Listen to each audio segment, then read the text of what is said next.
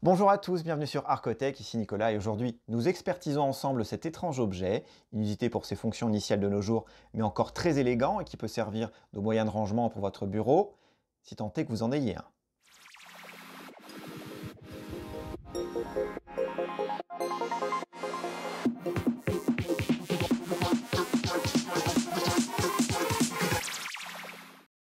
Donc on découvre ensemble cet objet, on a deux parties amovibles, une entrée de serrure sur la partie supérieure, donc on en déduit que c'est pour conserver quelques secrets évidemment. Pour ouvrir l'ensemble, on commence par la partie supérieure, légèrement bombée, qui ouvre sur ces trois habitacles, dont les deux sur les extrémités sont les plus petits. On ouvre notre deuxième abattant et on peut admirer ce joli tissu pourpre qui reçoit une frise, et on verra plus tard pour les matériaux, ne vous inquiétez pas. On voit des charnières au milieu de la tablette, et cette espèce de petit truc bleu tout moche, mal restauré. Sincèrement, ils auraient pu mettre du rouge, mais c'est pas grave, je vais vous le changer tout à l'heure. Alors, on tire dessus et on ouvre le compartiment secret et on constate donc un casier, puis le fond. Alors, est-ce que vous avez déjà une idée de ce que ça peut être? Parce que c'est quand même assez élégant, c'est très fonctionnel, et ce premier casier, de quoi y ranger vos stylos? Eh bien, c'est tout simplement ce qu'on appelle une écritoire. Alors, point de grammaire, on dit bien une écritoire, c'est féminin. Le mot existe au masculin, mais cela concernait les pièces où on écrivait du Moyen-Âge au XVIe siècle. Là, on parle bien d'un accessoire de bureau. Donc, qu'est-ce qu'une écritoire? Au départ, l'écritoire désignait l'ensemble des instruments nécessaires à l'écriture, donc le parchemin, le papier, les encres et les plumes. Puis, le sens s'est développé pour définir le petit meuble où l'on rangeait ces instruments. Et son origine est très ancienne, en fait on trouve des écritoires depuis l'Égypte et l'Antiquité au Proche-Orient, et l'écritoire fut ainsi couramment utilisé et développé jusqu'au début du XXe siècle. Et puis la modernisation de l'écriture a fait que les machines à écrire ont pris le relais. À partir de la période moderne, il peut y en avoir de plusieurs types, ça peut être un petit meuble sur pied, ça peut être une écritoire de voyage ou des écritoires de marine qui auront plus souvent une forme de boîte facile à ranger parmi les bagages ou sur lequel on pourra poser d'autres choses dessus sans que ça glisse.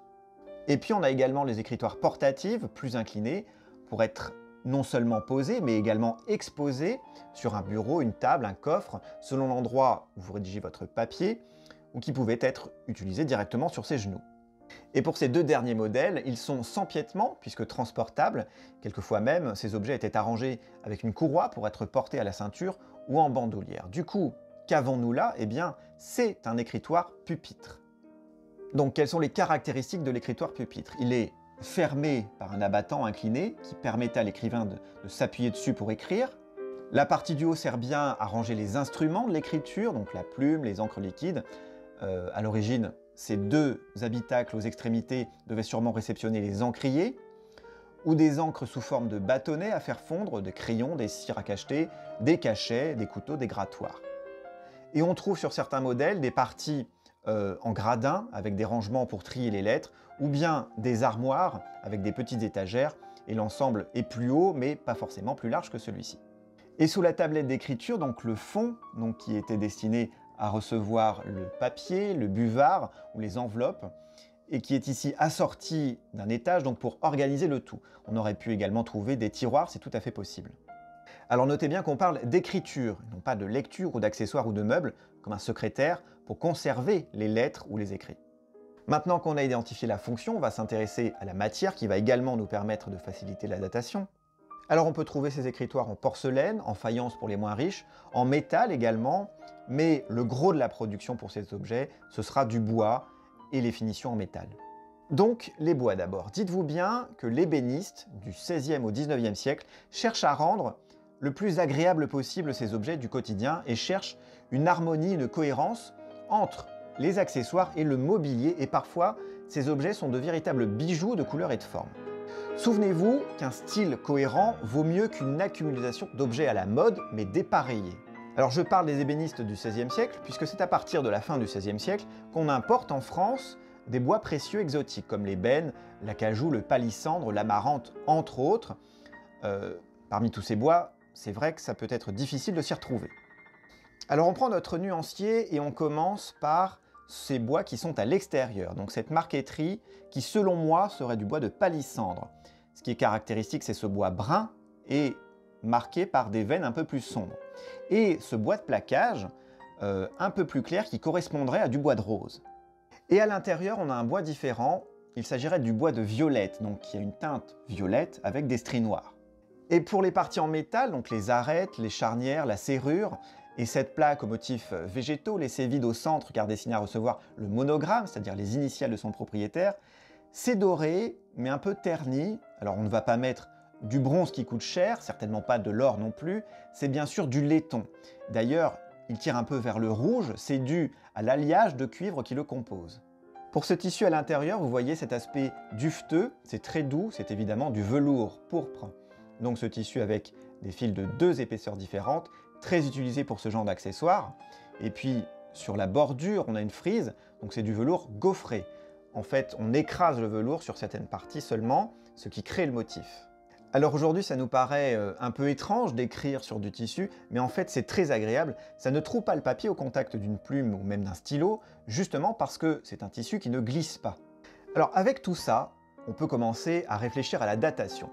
Vous regardez les motifs de la marqueterie, je vous invite à regarder la vidéo sur la paire de cabinets André Charles Boulle si ce n'est pas déjà fait, parce que ce motif justement de marqueterie est très ressemblant.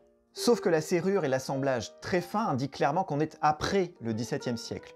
Le velours gaufré, cette petite plaque de laiton également, ces très fines plaques de séparation et la forme globale de l'objet, de toute façon, ne laisse aucun doute. Alors c'est très rectiligne tout ça, sauf bien sûr pour la marqueterie, mais forme rectiligne plus retourne à des rinceaux boules, on retrouve ça à la fin du XIXe siècle et on précise à l'époque Napoléon III, donc on est entre 1852 et 1870. Sans estampille, sans document pour permettre la datation plus précise, on peut quand même donner ce créneau de date. Alors est-ce que ça correspond bien à ce contexte, puisque vous savez maintenant que la recontextualisation c'est extrêmement important pour mettre en valeur un objet, le comprendre, voire l'apprécier? Eh bien, sous Napoléon III, les richesses financières et industrielles se développent énormément, comme l'urbanisme, on pensera aux immeubles haussmanniens pour aller au plus direct. Cette seconde moitié du XIXe siècle, c'est une période où l'éducation, l'alphabétisation, le commerce, la communication, le brevet pour le téléphone c'est 1876, tout ça est en plein essor. Et les gens, les nouveaux riches, écrivent donc beaucoup, dans leurs petits appartements de ville, tout confort et fonctionnel, sur leur écritoire personnel et sélectionné avec soin selon les matériaux employés et selon la personnalité, le sexe de son propriétaire. Donc même s'ils n'ont pas de pièce réservée qui fait office de bureau, ils ont leur petit bureau portatif, on va dire. Donc l'écritoire est presque indispensable et beaucoup ont été créés à cette période forcément. Cette époque voit la multiplication des objets de confort, des petits meubles et accessoires faciles à déplacer comme les bonheurs du jour, les tables à écrire, les serre-bijoux, les guéridons, toutes les boîtes et nécessaires de toutes sortes, que ce soit pour toutes les pièces de la maison, pour une pièce en particulier, ou tout simplement pour le confort d'un voyage, puisque les gens voyagent de plus en plus également. Alors bien sûr, c'est un type d'objet que l'on ne reconnaît plus aujourd'hui dans nos intérieurs, on se pose même la question de sa place dans la société actuelle, même s'il y a des puristes. Alors aujourd'hui, vous n'envoyez plus de lettres, vous envoyez des emails ou des cartes virtuelles pour souhaiter la bonne année, mais dites-vous bien qu'avant le 19e siècle, on n'avait pas d'ordinateur bien sûr, et on avait en revanche sa petite écritoire. Et d'ailleurs, en comparaison, ça a bien la taille d'un ordinateur portable. Du coup, si vous aussi vous aviez votre écritoire, eh bien, je serais très curieux de savoir ce que vous mettriez dedans, donc je vous invite à me le dire en commentaire parce que je pense que ce serait vraiment très utile.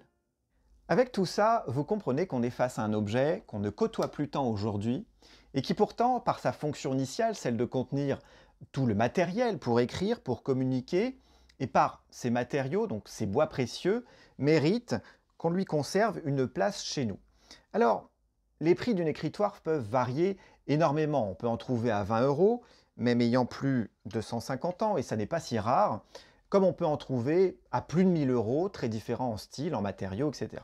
Le défi, c'est de le faire vivre en fait, de lui trouver une utilité. Alors, les rangements de bureaux, c'est toujours utile, mais il est vrai qu'aujourd'hui, les gens ont de moins en moins de bureaux de chez eux, écrivent moins, et vous conviendrez avec moi que c'est bien dommage.